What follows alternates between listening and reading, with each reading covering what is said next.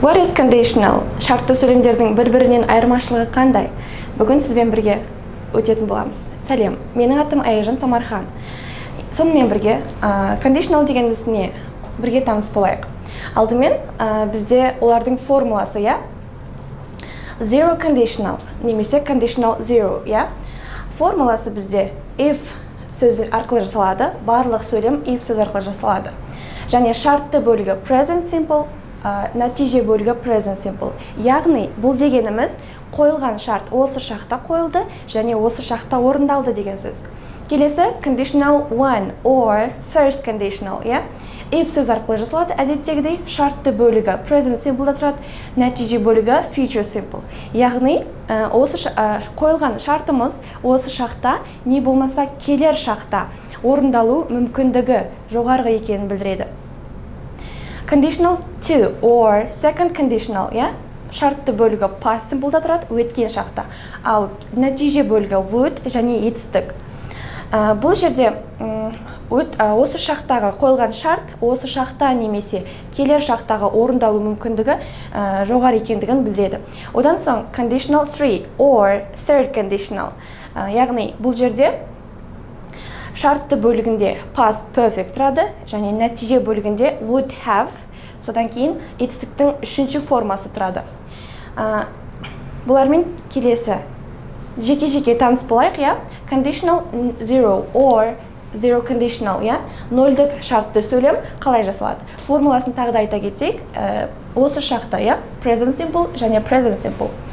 Concept, яғни мағынасы факт болатын болса, және ол қойылған шарт әрқашан орындалады және дұрыс орындалады. Оған ешқандай өкініш білдірмесек те болады. Ал бұл шарттың орындалу мүмкіндігі, яғни possibility is 100%, я? 100% орындалады. Бұл қойылған шарттың орындалуы 100% деген сөз. For example, if you hit the ice, it melts, я? Мұзды жылытар болсаң, ол ериді, я? Ол басқада шарт жоқ, басқада нәтиже жоқ, я? Мұзды жылытсаң, ол қатып қалмайды ғой. Мұзды жылытсаң, ол ериді. Бір ғана результат бар, я? Мағынасын түсіндіңіз, я? Факт екендігі. Одан кейін шартты. Етістіктің шағы қай жақта тұр, я? Present simple және present simple. Яғни бұл zero conditional деген сөз. Келесі мысал, if demand for a product rises, its price rises too, я? Өнімге сұраныс артатын болса, оның бағасы да артады деген сөз, я? To деген сөз қазақ тілінде да, де, та, де сөздері арқылы жасалады. Келесі, it's easier to relax if you close your eyes, я? Көзіңді жұмар болсаң, демалу, тынығу оңайырақ, жеңілірек деген сөз. Бұл нәрсе басқа результат жоқ ода. Көзіңді жұмсаң, жақсы демаласың деген бір ғана результат бар. Мына жерге қарап көріңізші. If you close your eyes. Шартты бөлігі сөйлемнің екінші жағына ығысып кетті, байқадыңыз ба? If you close your eyes, it's easier to relax. Сіз кез келгенін қоя берсеңіз болады бірінші орынға. Яғни бұл жерде сөздердің, сөйлемдердің орны ауысқанымен сізде ешқандай мағына өзгермейді. Келесі, бір айта кететін жайт, осы zero conditionalда ғана if және when сөздерін алмастырып қолдансаңыз болады. Мысалы, when you hit the ice, it melts, я? When деген сөз кезде деген сөз, я? Мұзды жылытқан кезде ол ериді деген сөз, я? Келесі, when demand for a product rises, its price rises too, я? Өнімге сұраныс артқан кезде, when болатын болса, я? Оның бағасы да артады деген сөз. Келесі, it's easier to relax when you close your eyes, я? Көзіңді жұмсаң, жақсы демаласың. Жұмған кезде деген сөз, я? Ал when сөзін бұдан басқа conditionalдарға қолдану мүмкін емес.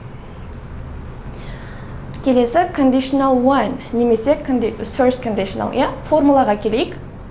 Шартты бөлігі present simple, әдеттегідей, я? Осы шақта, ал нәтиже бөлігі келер шақта тұрады. Яғни will және етістікпен тұрады, я? Мағынасы, яғни concept. a present or future situation of high probability. Яғни осы шақтағы немесе келер шақтағы шарттың нәтижесінің орындалу жоғарылығы, яғни high probability, ықтималдылығы өте жоғары. Бұл қойылған шарт орындалуы әбден мүмкін. Бірақ бізде басқа да жағдай бар. Шарт орындалмай қалса, басқа да орындалатын жағдай бар. Яғни орындалу мүмкіндігі бұл шарттың 50-де 50. For example, мынадай ситуацияны алып қарап көрейік. I see her quite often. Мен ол қызды жиі көріп тұрамын. Бір осындай ситуация болсын. Шарт қойып көрейік. If I see her tomorrow, I will speak to her. Яғни оны жиі көріп тұрамын ғой. Егер ертең көріп қалар болсам, оған айтамын деген сөз, жиі көріп тұратындықтан, бізде мына сөйлем шартты сөйлем жасауға көмектесіп тұр, ситуация. If I see, қарап тұрсаңыз, present simple'да тұр. Ертең оны көрер болсам, мен оған айтамын. Ал көрмей қалатын болсам, логикалық тұрғыда айтпаймын деген сөз, 50-де 50 дегенім осы. Шарттың орындалуы да мүмкін, орындалмай қалуы да мүмкін деген сөз. Келесі мысалға қарап көрейік. Мынадай ситуация. They are always late. Олар әрқашан кешігіп жүреді, бір оқушылар туралы айтайық.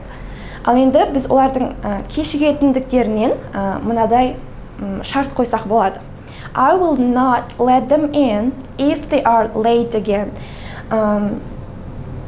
Оларды егер тағы да кешігер болса, тағы бір рет кешігетін болса, мен оларды ішке сабаққа кіргізбеймін деген сөз, яғни олар әрқашан кешігіп жүретіндіктен олардың тағы кешігетіні мүмкін, орындалуы мүмкін. Және мен оларға мынадай шарт қоямын. Егер тағы кешігетін болса, мен оларды кіргізбеймін, ал егер кешікпей келетін болса, ешқандай ұрыс керіссіз-ақ олар кіреді, сабаққа қатыса алады деген сөз. Яғни шарттың орындалуы екі жағдайда болуы да мүмкін, болмауы да мүмкін. Ол first conditional, Тағы бір мысалмен қарап көрейік. There can be some changes, бір фирма болды делік, және ол фирмада болып жатқан жағдайдан сіз хабардар емессіз, білмей тұрсыз. Бір өзгерістер болды. Енді егер өзгерістер болып жатса, we will let you know, біз сізді хабардар етеміз, сізге айтамыз деген сөз, Ал егер болмай қалатын болса, айтпаймыз дегендей 50-де 50%, ешқандай мында егер әлдене өзгерер болса, we will let you know, өзгеретін нәрсе болатын болса, біз айтамыз, өзгермейтін болса, сіз білмейсіз, айтпай қоямыз деген сөз, Етістігіне қараңыз, changes осы шақта, ал нәтиже бөлігі will let, яғни келер шақта тұр. Келесі conditional to, немесе second conditional туралы сөйлесек. Формуланы еске түсірейік, шартты бөлігі past simple'да тұрады, және нәтиже бөлігі would және етістік.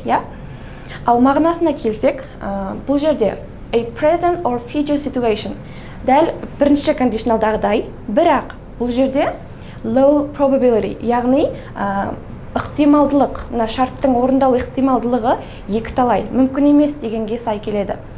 Және мүмкіндігі, шарттың орындалу мүмкіндігі 10%, яғни орындалмауы мүмкін деген сөз, Мысалы, мына ситуацияға қарап көрейік. I don't often see her, мен оны жиі көрмеймін. Ал егер көріп қалар болсам, if I saw her tomorrow, I would speak to her. Егер оны ертең көрер болсам, оған айтар едім, бірақ оны жиі көрмеймін, айта алмаймын деген сөз, 100-ден 10% қана сенімді өзіне көрерін.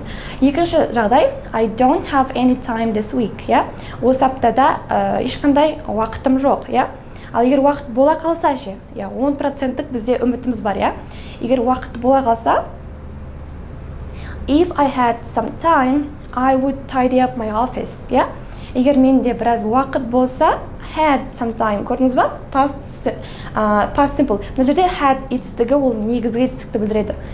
Уақыт болу, менде уақыт бар болу деген сөз, Нәтиже бөлігіне келейік. Would tidy up, would және етістік. Егер уақытым бола қалса, мен кеңсемді тазартар едім деген сөз, Conditional 2 және conditional 1-дің айырмашылығын жаңа байқадыңыз, қараңыз. Conditional Conditional 1 бұл жерде істің, әрекеттің, шарттың орындалуы әбден мүмкін, иә? Немесе орындалуы мүмкін, немесе орындалмай қалуы мүмкін. Және ол жерде ықтималдылық өте жоғары. Ал second conditionalда орындалмауы мүмкін, әбден мүмкін. Бұл жерде ықтималдылық өте төмен. Low деген төмен деген сөз, иә? Келесі, ең соңғы түрі conditional 3, немесе third conditional, иә? Формуласына келейік. If plus past perfect, иә? Ал нәтиже бөлігі would have және етістік. Мағынасына келсек, бұл сөйлем өтіп кеткен оқиға және оны өзгерту мүмкін емес. Сіз өкінішіңізді ғана білдіре аласыз. Оның басқаша болуын елестетіп қана шартты қолдана аласыз. Ал шарттың орындалу мүмкіндігі 0%, яғни орындалмайды ешқашан. Ол болып қойған оқиға, сіз тек қана өкінішті білдіресіз. Мысалы, I didn't see her yesterday. Кеше оны көрмедім. Егер көрген болсам деп елестетіп көремін мен. If I had seen her, I would have spoken to her. Мен оны көрген болсам, оған айтатын едім. Яғни айтқан болатын едім. Бірақ мен көрмедім және айтпадым. Еш нәрсені өзгерте алмадым деген сөз. They weren't late last night. Олар өткен түні кешікпеді, кешікпей келді. Ал егер кешігер болса, мен былай жасар едім деп шарт қоямыз. I wouldn't have let them in if they had been late. Олар кешігіп келгенде, онда мен кіргізбейтін едім. Ал бірақ олар кешікпеді деген сөз. Өткен шақта өтіп кетті, ал оған елестетіп басқаша шарт қойып көреміз. Ол third conditional болып табылады. Соңғы мысал, nothing changed after you left. Сен кеткеннен кейін ештеңе өзгермеді деген сөз. If anything had changed, we would have let you know. Ештеңе өзгерген жоқ, ал егер бір нәрсе өзгере қалған болса, біз саған ескертуші едік деген сөз. Бірақ өкінішке орай ештеңе өзгермеді, және сізге еш нәрсе айтпадық деген сөз. Ендігі кезекте mixed conditional жайында түсіндіргім келеді. Себебі тест нұсқаларында сізде mixed conditional келіп қалуы әбден мүмкін. Mixed conditionalдың екі түрі болады. Second және third conditionalдың бірігу арқылы жасалған, не болмаса бірінші conditional 1 және conditional 3 екеуінің қосарлану арқылы жасалған mixed conditional болуы мүмкін. Бірақ мен сізге ұбт-да жиі кездесетін түрі second және third conditionalдың қосарлану арқылы жасалған mixed conditional жайында айтқым келеді. Ол формуласы екі түрлі жағдайда болуы мүмкін. Яғни second conditional мен third conditional, or third conditional мен second conditional. Формулаға кезек берейік. Мысалы, if бөлігі шартты бөлігі, шартты бөлігі second conditionalдың шартты бөлігі. Second conditionalды еске түсірейікші, бізде past simple, өткен шақ бар. Бірінші бөлігі, шартты бөлігі өткен шақ, нәтиже бөлігі бізде would және етістік болатын. Ал бізге шартты бөлігі ғана керек. Қазір сөйлем жасау үшін, if және second conditionalдың шартты бөлігі. Ал келесі бөлігі third conditionalдың нәтиже бөлігі, would have және етістік. Не болмаса, мынадай жағдайда болуы мүмкін. If шартты бөлігі, if clause past perfect, яғни үшінші conditionalдың шартты түрі болуы мүмкін. Ал нәтижесі екінші, яғни second conditionalдың нәтиже бөлігі. Мысалдармен қарап көрейік. If you weren't so tired today, you would have finished this project much faster. Яғни, қараңыз, етістікке қараңыз. Were деген past simple, жай ғана өткен шақ. Яғни ол second conditional, Ал нәтиже бөлігі өтірден кейін бізде third conditional кетті. Would have finished, Would have етістіктің үшінші түрі. Ондай болатын болса, бұл екінші және үшінші conditionalдың қосарлану арқылы жасалған mixed conditional, Ал мағынасына келейік. Мағынасында өткен шақтағы нәтижені айтамыз. Мысалға, бүгін сен шаршамағаныңда мына жобаны ертерек бітірген болар едің, ерте уақытта біткен іс-әрекет. Ертерек бітірген болар едің, бірақ сен шаршап қалдың деген сөз. Келесі мысал, if I had listened to you back then, I wouldn't be at the doctor's office now. Яғни, үшінші conditionalдың шартты бөлігі тұр, had listened, иә, past perfectте тұр. Нәтиже бөлігінде екінші кондишналдың would және етістік, иә, түрі тұр. Мағынасына келейік. Мағынасы қазіргі уақыттағы результат, қазіргі уақыттағы нәтиже. Қараңыз, сені сол кезде тыңдағанымда мен қазір дәрігердің кабинетінде болмас едім, яғни ауырып қалмас едім деген сөз, иә. Қазір ауырып қалған, сондықтан өкінішін өткен шақта білдіріп тұр, иә. Бірінші сөйлемде қазір шаршап тұрғандықтан бітіре алмады, иә, ертерек. Бірақ өткен шақта бітіріп тастаған, иә. Келесі сізге айтайын дегенім, special cases, яғни арнайы жағдайлар бар. Олар modal verbs арқылы conditional жасалады. Бұл мынадай жағдайда. Мысалы, if you see John, please give him this book. Conditional one, білесіз, present және future. Бізде қараңыз, present simple тұр. Егер Джонды көріп қалсаңыз, өтінемін мына кітапты оған беріңіз деген сөз, give. Осылай жасалу мүмкін, бұл conditional one. Ешқандай етістікке қарап сіз шатасып қалмаңыз. Сыпайылықты please деп айтып тұрғандықтан, ол келер шаққа арналған, келер шақта орындайтын іс-әрекет. Келесі, тағы да conditional one, яғни first conditionalда мынандай сөйлем құрастырып көрейік. If I see her tomorrow, ертең көріп қалсам, оған мен айтамын, Басында біз бұл туралы айттық. I will speak, айтамын, сенімді айтатынына, және ешқандай мүмкіндік жоқ. Енді өзгертіп көрейік. Мысалға, if I see her tomorrow, I may or might or could speak to her. Егер ертең көріп қалсам, оған айтуым мүмкін. May деген мүмкіндікті білдіреді. Ол айтпаса да болады, өзінің ойына байланысты. Келесі, if they were late again, if they were late again, I wouldn't let them in. Conditional 2, жаңа талқылағанымыздай, олар міне өткен шақта тұр, және would пен етістік тұр. Тағы да кешіккен болса, мен оларды кіргізбес едім деген сөз, Ал енді қараңыз. If they were late again, I might not let them in. Кіргізбеу мүмкін. Бұл жерде мен ойланам, кіргізсем бекен, кіргізбесем бекен деп, Келесі түрі ол үшінші кондишналда модальды етістік болу мүмкін. Ол мысалы былай. If I had had some time last week, I would have tidied up my office, Өткен аптада менде уақыт болғанда, мен кеңсемді тазалап қояр едім деген сөз, Мына жердегі had сөздерін шатастырып алмаңыз. Бірінші тұрған had ол past perfect'тің құрылымы, ал екінші had ол негізгі етістік, яғни уақыт болу, менде уақыт бар болу деген сөз. Ал енді оны модальдық етістікпен ауыстырып көрейік. If I had had some time last week, I might or could have tidied up my office, Өткен аптада менде уақыт болғанында, мен бөлмемді тазалар едім. Өзім еркімде тазалау мүмкін еді. Немесе тазаламас едім деген сияқты. Сонымен,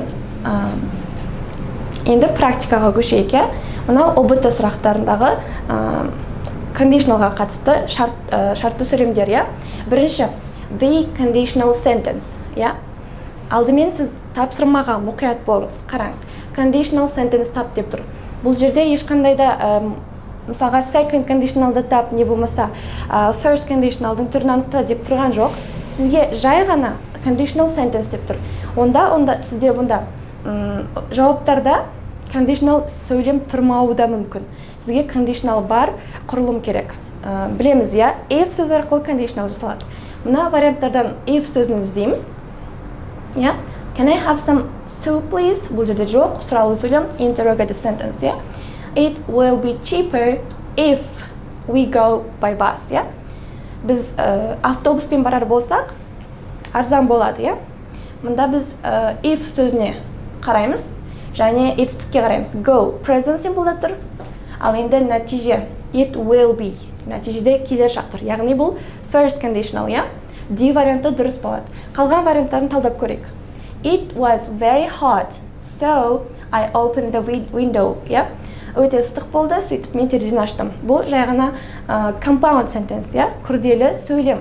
So деген екі сөйлемді жалғаушы көмекші сөз арқылы жасалған.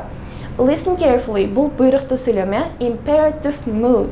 Ал A вариантында when I went out it was raining. Бұл әншейін it was raining past continuousқа арналған сөйлем. Келесі бір тест қарап көрейік. 16-шы сұрақ. The correct second conditional sentence. Байқадыңыз ба? Бізде нақты сұрап тұр енді. Бізде барлығында conditional болуы мүмкін варианттарда, бірақ бізге second conditional керек. If I help you, I believe me. Енді біз екінші шартты сөйлем жасауымыз керекпіз. Second conditionalды еске түсірейік. Шартты бөлігінде past simple тұрады және would пен жасалады. Past simple бізде A варианты shall, бұл past simple емес. Сіз тасасаңыз болады. Could, can етістігінің, can модальды етістігінің өткен шағы. Бұны сұрақпен қалдырып қойсақ болады. Келесі C вариантында am able, бұл осы шақ am болғандықтан, able және to болу керек еді. Біріншісіне қарабақ сіз анықтасаңыз болады. Біріншісі бізге past simple керек. Was able, past simple'да тұр, бірақ бізде to көмекші сөзі жоқ. E варианты can, бұл can модальды етістігі осы шақты білдіреді. Бізге бұл керек емес. B вариантын талдап көрейік. If I could help you, саған көмектесе алған болсам, I would believe me, мен көмектесер едім. Маған сен деген сөз, яғни B варианты бізде дұрыс. Және соңғы, енді көп нұсқасы бар сұрақ болса ше. The correct variant of conditionals, дұрыс conditional sentence жасап көрейік. If my sister, well, yesterday she at home, yesterday деп тұрғандықтан бізде қандай болуы мүмкін? Не болмаса third conditional болуы мүмкін, немесе ол mixed conditional болуы мүмкін, Қарап көрейік. Had felt, яғни past perfect, Бұл third conditionalда тұр. Келесі нәтиже бөлігі wouldn't stay, Екінші шартты сөйлем, second conditionalдың нәтиже бөлігі тұр.